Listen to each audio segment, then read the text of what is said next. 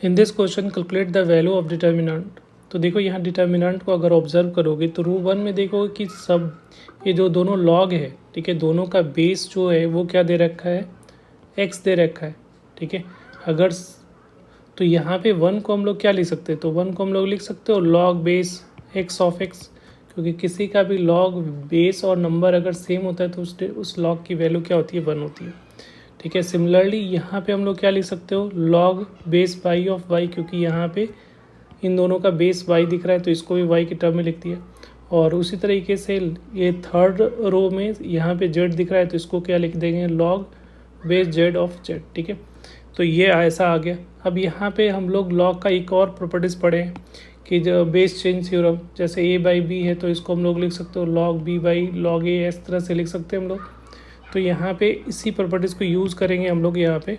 तो यहाँ पे हम लोग इस डिटर्मिनेंट को क्या लिख सकते हो, log X divided by log X, और ये क्या हो जाएगा, log Y divided by log X, और ये हो जाएगा log Z divided by log x.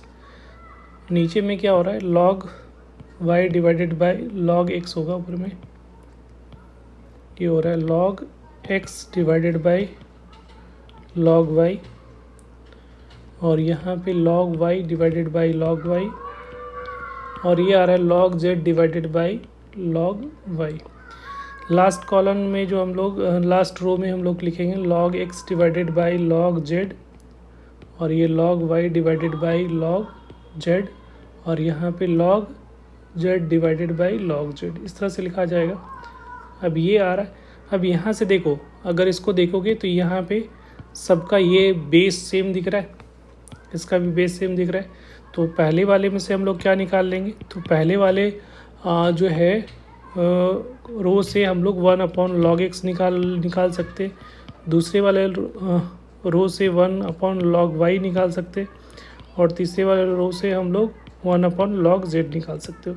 देखो डिटर्मिनेंट में क्या होता है कि किसी भी रो से में से अगर सेम चीज़ बाहर रो या कॉलम से अगर सेम कॉमन सब में है अवेलेबल तो उसको हम लोग बाहर निकाल सकते हो, ठीक है।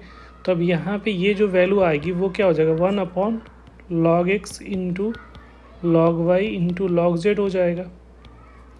और यहाँ पे क्या दिख रहा है, लॉग एक्स लॉग वाई और लॉग जेड, फिर ये होगा log X log Y log Z, और ये हो रहा है log X log Y log Z. अब एक और प्रॉपर्टीज हम लोग यहाँ पे यूज़ करने वाले, किसी भी डिटर्मिनेंट के दो रो या दो कॉलम अगर आइडेंटिकल हो गया तो उस डिटर्मिनेंट की वैल्यू ज़ीरो होगी। तो यहाँ पे देखो आइडेंटिकल है, आइडेंटिकल तो तीनों है, तो इस डिटर्मिनेंट की वैल्यू क्या हो जाएगी, इस डिटर्मिनेंट की वैल्यू ज़ीरो होगी। तो ज़ीरो मल्टीप्लाई बाई समथिंग, तो इसकी वैल्यू क्या हो जाएगी, ज़ीरो हो जाएगी।